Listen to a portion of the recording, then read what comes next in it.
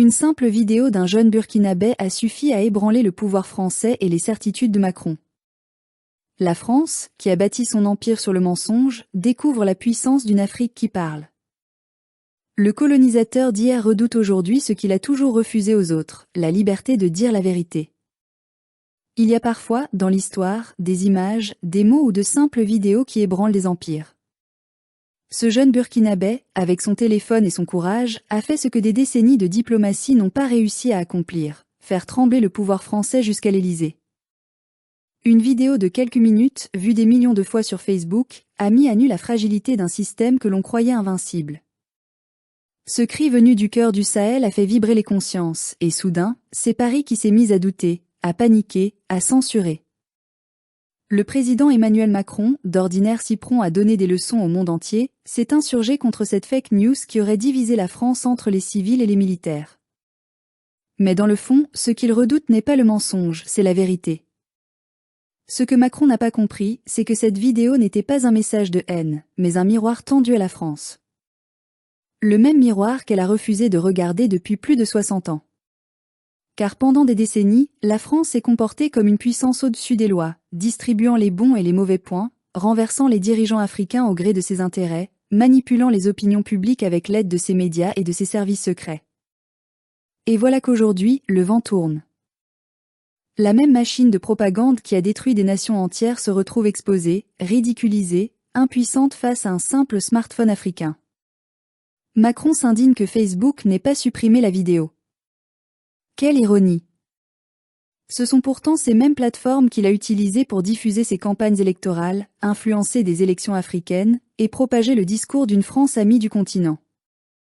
Il découvre aujourd'hui la puissance d'une liberté qu'il croyait maîtriser. Il découvre, à ses dépens, ce que nous, Africains, subissons depuis toujours, la manipulation de l'information, la diabolisation, la censure et le mensonge institutionnalisé. Quand c'est l'Afrique qu'on salit à longueur de reportages, cela devient du journalisme.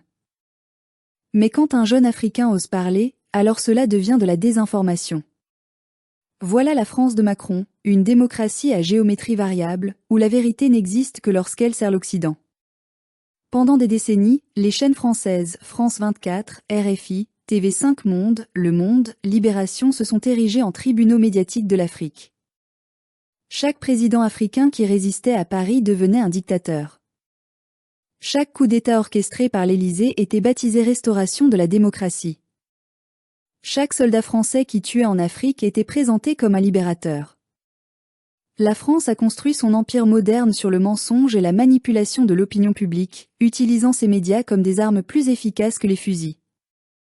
Et pourtant, aujourd'hui, un jeune homme, seul, sans armée ni budget, a mis à genoux cette machine de propagande. Ce n'est pas seulement un symbole, c'est une revanche historique. Car ce que la France découvre avec effroi, c'est que la parole n'est plus à elle. L'Afrique n'a plus besoin de ses journaux pour raconter son histoire. Nous avons nos caméras, nos réseaux, nos voix. Et cette autonomie de la parole, c'est la véritable indépendance que redoute Macron. Quand le président français dénonce les fake news venues d'Afrique, il oublie que son pays a bâti tout un système sur des mensonges d'État. Qui a fabriqué les prétextes de guerre pour bombarder la Libye? Qui a soutenu des dictatures sanglantes sous couvert de coopération? Qui a volé les ressources africaines tout en prêchant la morale? Qui a manipulé les élections, financé les rébellions, installé des marionnettes au pouvoir, puis accusé les peuples africains d'être instables? La France de Macron n'a aucune leçon à donner sur la vérité. Elle est née, politiquement et économiquement, du mensonge colonial. L'Occident a toujours voulu contrôler le récit africain. Parce qu'il sait que celui qui écrit l'histoire domine les peuples. Pendant des années, on nous a raconté que la France était venue en Afrique pour civiliser. Puis on nous a expliqué qu'elle était là pour aider au développement. Ensuite, on a parlé de lutte contre le terrorisme. Mais derrière chaque noble discours se cachait un pillage. Le mensonge colonial a simplement changé de costume, de vocabulaire, de ton. Alors oui, voir Macron s'indigner parce qu'une vidéo déstabilise la République, c'est presque comique.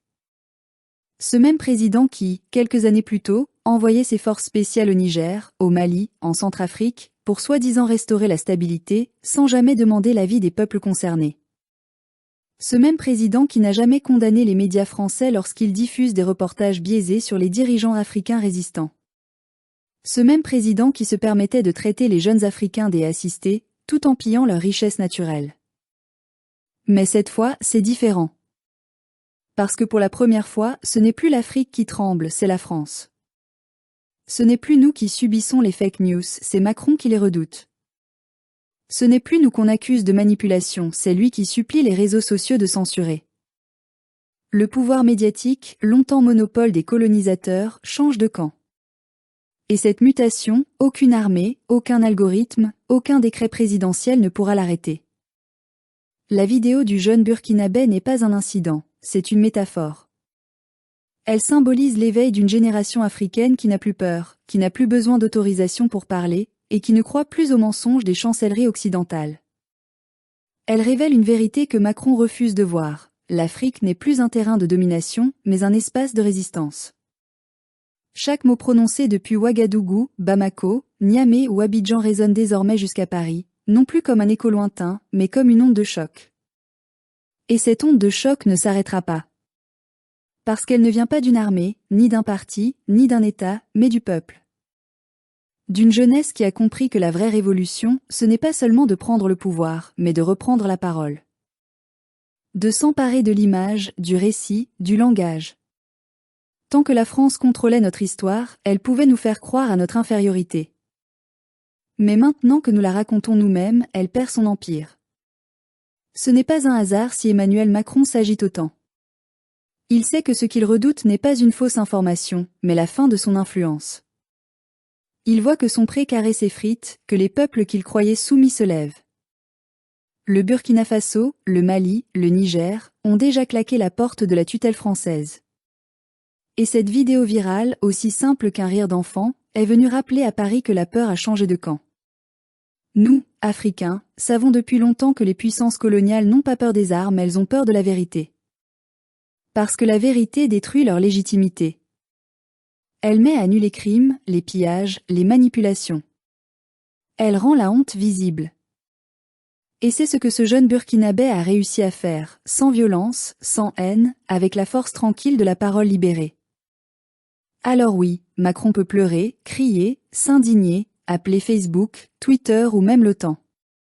Mais il ne pourra pas censurer la conscience africaine. Car elle ne se télécharge pas, ne se supprime pas, ne s'éteint pas. Elle vit désormais dans chaque Africain debout, dans chaque esprit éveillé, dans chaque mot prononcé avec dignité. Le mensonge colonial touche à sa fin. La vérité, elle, commence à parler avec un accent africain. Et cette fois, plus rien ni personne ne pourra l'arrêter.